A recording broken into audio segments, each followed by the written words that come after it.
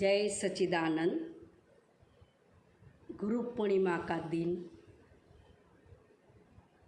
आज है। तो गुरु पूर्णिमा के दिन में गुरु के प्रति शिष्य के कर्तव्य क्या है उसके ऊपर थोड़ा आपको फोकस करने जा रही हूँ। भारत में गुरु शिष्य परंपरा प्राचीन काल से ही प्राचीन वैदिक साहित्य में गुरुओं का भी गुरु परमपिता परमात्मा को कहा गया है।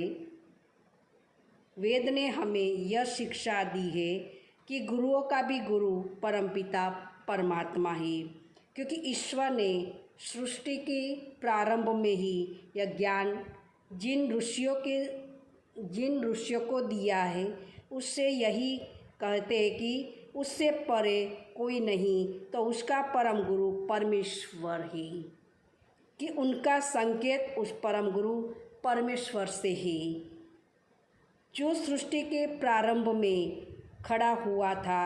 सचमुच उससे परे फिर कुछ नहीं है।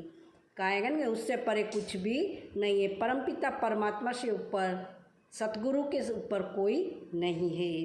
गुरु शिष्य परंपरा वास्तव में आध्यात्मिक प्रज्ञाओं को नई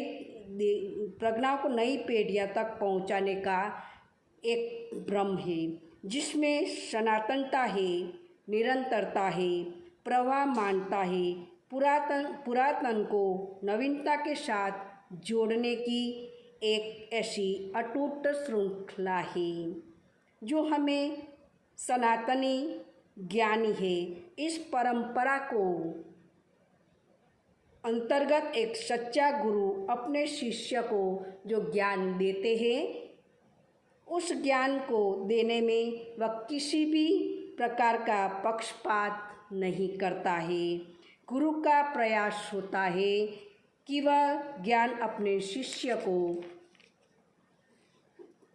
यथावत प्रदान करे। गुरु का कर्तव्य होता है कि अपने शिष्य को वो ज्ञान यथावत प्रदान करे। ज्ञान देने का समय गुरु शिष्य के भीतर यह भी झांक लेने के लिए किसी प्रकार का दोष कहीं पर न रह जाए, इस प्रकार गुरु से प्राप्त किए गए उस ज्ञान को वह शिष्य उसी रूप में अगली पीढ़ियों तक फैलाता रहता है।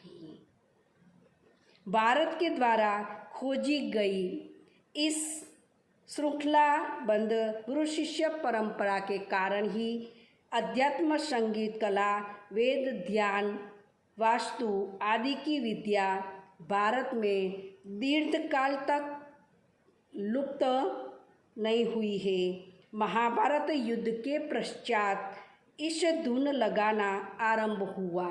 महाभारत युद्ध के पश्चात ये धुन लगाना आरंभ हुआ है। जब तो उस समय यह परंपरा और भी अधिक पतन को प्राप्त हुई, जिसके परिणाम स्वरूप भारत में अज्ञान और अविद्या का सर्वत्र अंधकार व्याप्त हो गया। गुरु और भारत में राष्ट्रबंधु वास्तव में गु शब्द का अर्थ है अंधकार और रू शब्द का अर्थ है प्रकाश। वह गुरु है।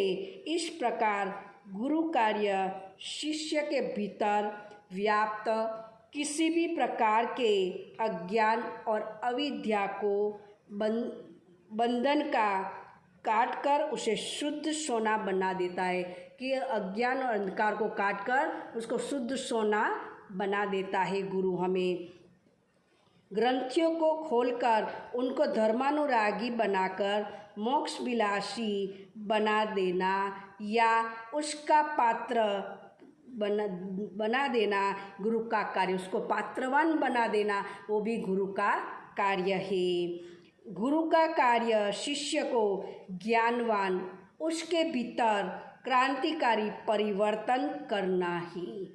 गुरु का कार्य क्या है? शिष्य के अंदर क्रांतिकारी लाना, वही कार्य गुरु शिष्य के अंदर करते हैं। संसार के क्षुद्र स्वार्थों से ऊपर उठाकर उसे परमार्थ के कार्यों में लगाना और उसके जीवन को सार्थक बनाना गुरु का ही महान कार्य है। शिष्य को महान बनाने का कार्य, सार्थक बनाने का कार्य गुरु ही करते हैं।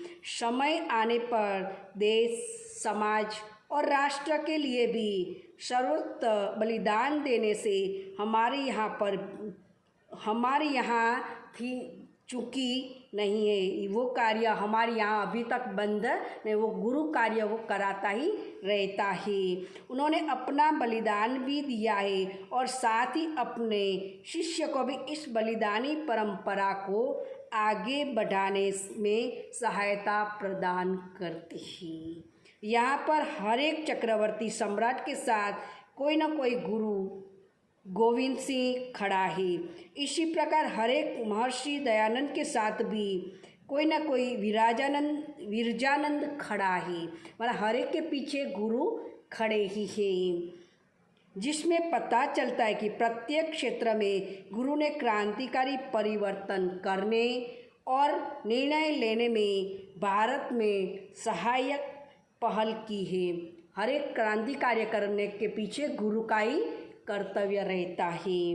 भारत के राष्ट्रवाद के प्रबल करने में गुरुओं ने महत्वपूर्ण योगदान दिया है।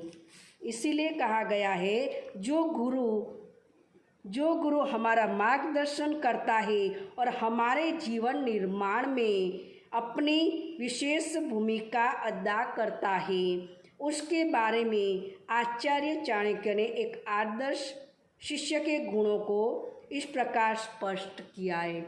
आदर्श शिष्य कैसे होने चाहिए वो चाणक्य ने प्रदान किया है।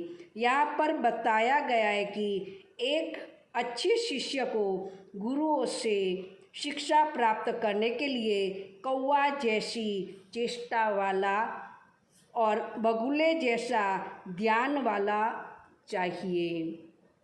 इसके अतिरिक्त कुत्ते जैसी नींद चाहिए। ये 3 बताया है। ऐसे अल्पाहारी होना चाहिए और गृह त्याग करने का भी उद्यतन रहना चाहिए। जिस शिष्य के भीतर यह 5 गुण होते हैं वह निश्चय ही अपने गुरु से उत्तम शिक्षा प्राप्त कर सकते। ये शिष्य के अंदर 5 गुण होंगे ना तो उत्तम शिक्षा प्राप्त कर सकते हैं। चाणक्य ने शिष्य के भीतर ये 5 लक्षण उत्तम शिक्षा प्राप्त हेतु बताया है। चाणक्य जी ने ये 5 गुण हर एक शिष्य के अंदर होने चाहिए उत्तम शिष्य बनने के लिए। इन्हीं के साथ यह भी ध्यान रखने की बात है कि उत्तम शिक्षा को अभिलाषी करने वाले शिष्य का कर्तव्य है। उत्तम शिक्षा अभिलाषी वाले शिष्य क्या है, वह अपने भीतर इन 5 गुणों को विकास करे। वो 5 गुणों को अपने अंदर विकास करे। इसके लिए उन्हें कठोर साधना की आवश्यकता होती है, जिससे उन्हें किसी प्रकार नहीं होना चाहिए, क्योंकि उसका आलस्य, प्रमाद, किसी भी प्रकार की असावधानी उनके जीवन को नष्ट कर सकती है। और सावधानी होगी तो उसके जीवन को नष्ट भी कर सकती है। ज्ञान देने वाले गुरु के प्रति अगाध श्रद्धा शिष्य के हृदय में होनी चाहिए। ज्ञान प्राप्त करने जो गुरु है उसके प्रति अगाध श्रद्धा होनी चाहिए, वो बताया गया है यहाँ। क्योंकि कहा गया है कि श्रद्धावान लभते ज्ञानम, अर्थात जिसके पास श्रद्धा होती है ज्ञान को वही प्राप्त करता है। जिस शिष्य में श्रद्धा होती है ना गुरु के प्रति, वही ज्ञान को प्राप्त कर सकते हैं। इसी श्रद्धा का अभिप्राय अंधश्रद्धा से नहीं है, ना ही किसी भी पाखंडी अज्ञानी व्यक्ति को गुरु मान लेने से शिष्य का कर्तव्य है कि वह गुरु का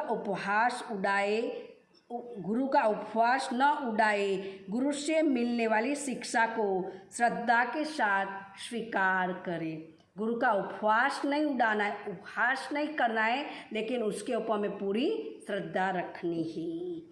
गुरु से प्राप्त ज्ञान पर चिंतन मनन करे। जो शिष्य गुरु का उपवास उड़ाते हैं उन्हें कभी विद्या प्राप्त नहीं होती।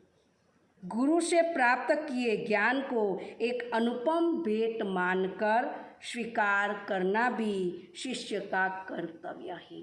गुरु से हमें जो भी ज्ञान प्राप्त होता है, विद्या प्राप्त होती है, उसका उपहास नहीं करना है, लेकिन उसके अंदर हमें क्या करना है? स्वीकार करना है। गीता में भगवान श्री कृष्ण जी ने गुरु शिष्य के परंपरा का प्राथम योग बताया है। गुरु शिष्य परंपरा का आधार आध्यात्मिक शाश्वत आनंद की प्राप्ति है, जिसे ईश्वर प्राप्ति व मोक्ष प्राप्ति भी कहा जाता है। बड़े भाग्य से प्राप्त मानव जीवन का यही अंतिम व सर्वोच्च लक्ष्य है। हमारा अंतिम व सर्वोच्च लक्ष्य ही यही होना चाहिए। हमारे देश में ऋषियों ने यह निश्चित क्योंकि विद्या प्राप्त की इच्छा से जो शिष्य अपने गुरु के पास जाता है उसे नियम अनुशासन में रहना चाहिए। शिष्य को अपने कर्तव्य का पालन करते हुए गुरुजनों की आज्ञा का पालन यथावत करना चाहिए। जो शिष्य इस बात का ध्यान रखता है वह निश्चिंत ही अपने जीवन को पवित्र बना लेता है। ज्ञान गंगा में स्नान कर वास्तविक स्नातक बनकर गुरु के द्वार से जब बाहर जाता है तो सचमुच व संसार के लिए बहुत उपयोगी होकर आता है। गुरु एक मसाल है। गुरु कौन है? एक मसाल है। और शिष्य, गुरु एक मसाल है तो शिष्य उसका प्रकाश है। इस विचार को सदा अपनाए रखना शिष्य का कर्तव्य है। वह मसाल का प्रकाश बन स्वयं एक दिन मसाल बनने की तैयारी करे। गुरु के समकक्षा में बैठे हुए सभी शिष्य को गुरु की ओर से समान रूप से शिक्षा दी जाती है। समझने में समर्थ होते गुरु भी हृदय से उसी की कामना करता है। जो समझने में समर्थ शिष्य है तो गुरु भी उसके लिए कामना रखता है, उस शिष्य के लिए। इसका कारण यह भी है कि ऐसी बुद्धि वाला शिष्य ज्ञान की गंभीरता को तो समझता ही है, साथ ही ज्ञान की गंभीरता को तो समझता ही है, और साथ साथ में उसमें ज्ञान का दुरुपयोग करने की संभावना भी नहीं होती है। वो शिष्य ज्ञान का दुरुपयोग भी नहीं कर सकता है, क्योंकि वह ज्ञान को यथावत और सकारात्मक रूप से ग्रहण करता है। ज्ञान का यथावत और सकारात्मक रूप से प्राप्त करना शिष्य का बहुत बड़ा गुण है। यदि ज्ञान को नकारात्मक रूप में स्वीकार कर लिया गया तो समझो कि वह शिष्य उस ज्ञान का दुरुपयोग करेगा। शिष्य का कर्तव्य है कि वह गुरु का दिया हुआ ज्ञान का सदुपयोग करने वाला बनेगा और ऐसे अस्वीकार एवं शोध करेगा जो मानवता के हितों के अनुकूल होंगी।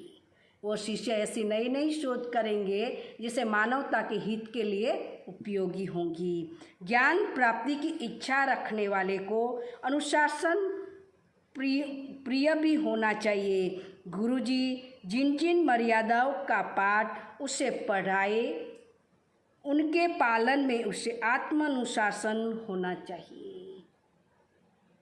सवेरे जल्दी उठकर तैयार होकर ध्यान साधना करनी चाहिए।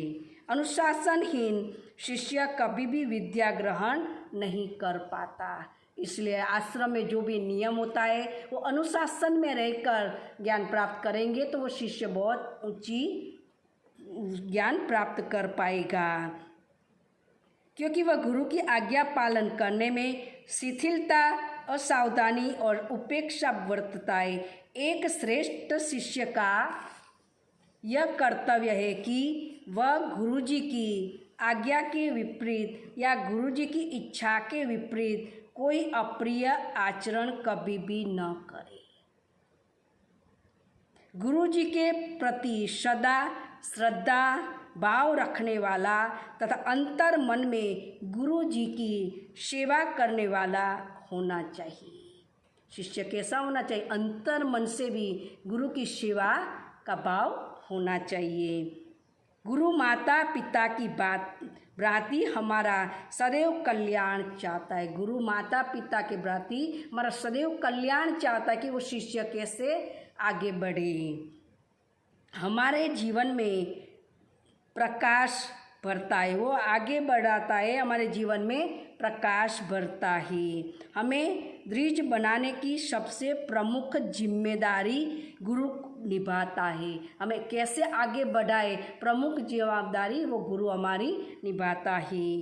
अंततः दिव्य गुणों से सुसज्जित व्यक्तित्व के स्वामी गुरु के प्रति शिष्य के हृदय में सच्ची श्रद्धा और सम्मान का होना परम आवश्यक है। क्या बताया कि गुरु के प्रति हमें शिष्य की फर्ज क्या बनती है कि हृदय में सच्ची श्रद्धा और सम्मान का होना अति आवश्यक है। गुरु और शिष्य में क्या अंतर है? गुरु और शिष्य में अंतर क्या है? गुरु पूर्ण है तो शिष्य, गुरु पूर्ण है तो शिष्य क्या है? खाली है। क्यों? क्योंकि शिष्य खाली रहेगा तो गुरु उसकी झोली में भरेगा। अगर शिष्य के में भरपूर हो गया तो पूरा, इसलिए गुरु भरे हुए हैं और हम क्या है? खाली है। तभी हमारी पात्रता में, झोली में गुरु ज्ञान भरता ही रहता है। तो गुरु ने यही बताया कि भारत में से 5 पावरफुल गुरु शिष्य की जोड़ी ही बताया कि द्रोणाचार्य का अर्जुन, चाणक्य और चंद्रगुप्त मौर्य, दादा भाई नौरोजी और महात्मा गांधी जी, रामकृष्ण परमहंस और स्वामी विवेकानंद, स्वामी रामदास तो शिवाजी महाराज, ऐसे 5 महान वीर भी हो गए। गुरु का हाथ पकड़ने के बजाय हमें क्या करना है? कहते हैं कि गुरु का हाथ पकड़े हम, तो गुरु का हाथ हमें पकड़ना है या हमारा हाथ गुरु पकड़ेगा? क्या करना है हमें? गुरु का हाथ पकड़ने के बजाय अपना हाथ गुरु को पकड़ा दो। क्यों? क्यों हम गुरु का हाथ नहीं पकड़ेंगे? गुरु का हाथ हमें नहीं पकड़ना, हमारा हाथ गुरु को पकड़ा देना है। क्योंकि हम गुरु का हाथ गलती से छोड़ सकते, किंतु गुरु हाथ पकड़ेंगे तो कभी नहीं छोड़ेंगे। इसलिए कहा जाता है कि गुरु हमारा 3 जन्मों तक साथ नहीं छोड़ता है। इसलिए ऐसे सतगुरु का हाथ कभी भी हमें छोड़ना नहीं चाहिए। यह गुरु पूर्णिमा के लिए विशेष संदेश है। जय सच्चिदानंद।